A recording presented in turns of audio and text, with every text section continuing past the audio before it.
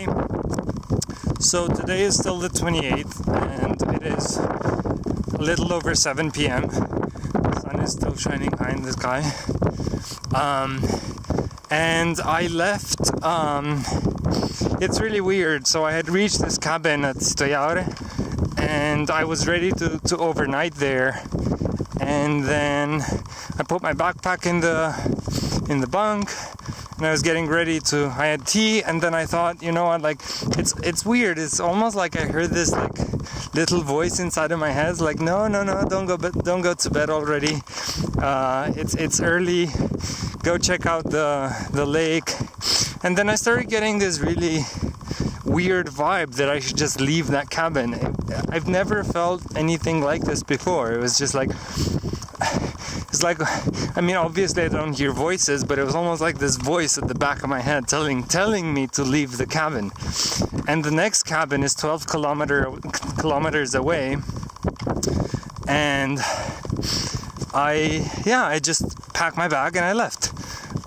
It's weird. And I haven't seen anyone on the way yet. I'm about 2/3 of the way to the next cabin. It's about 3 or 4 kilometers away. So the thing that you see down there is the Rapa River. It comes out of Sarek National Park, which is there to the right.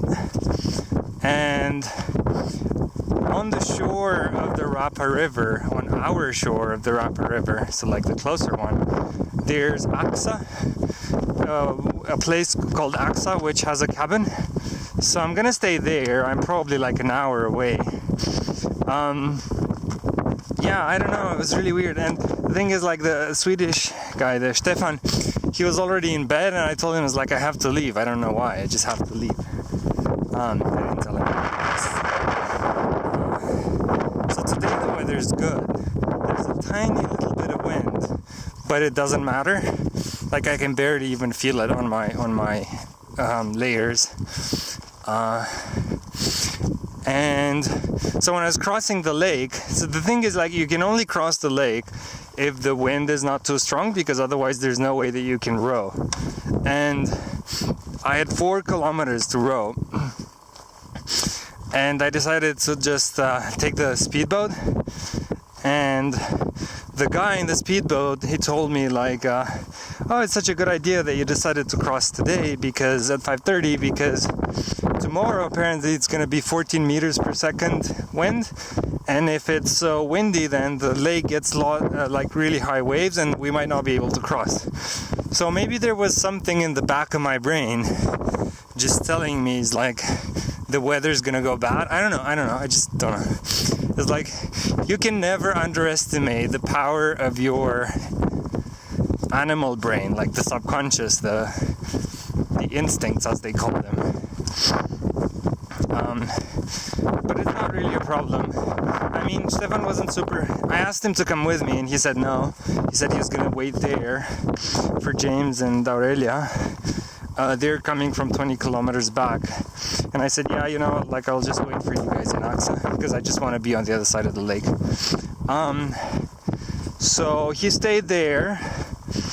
And it's weird because it's only 2 hours away to walk. It's not that far. Like, I've been walking an hour and 35 minutes, and I'm almost on the shore of the river. There are also a lot of mosquitoes in that lake. They started biting really badly. Weird, just weird. I've never had this happen to me before. Like this. Well, no, I'm lying. I've had like bad feelings in places, but never in the wilderness, and never in a cabin. Weird. Maybe it's the midnight sun playing tricks on my mind. Still, it's quite beautiful out here. As soon as we get over this outcrop, you're going to be able to see the Rapa River Delta. It's one of the few Arctic deltas in the world, so it's very impressive. I bet there's a few more in Siberia, but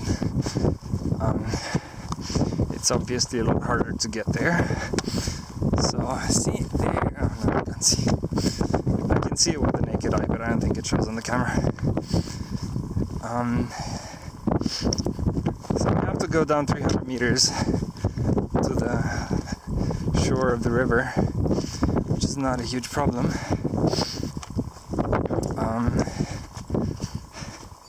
But yeah, so we'll just get to those big rocks and then I'll zoom in and show you.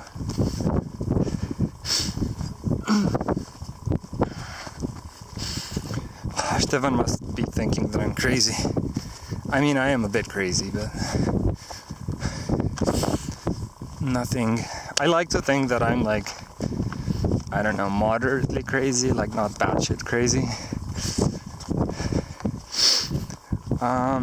Okay, so here are the rocks.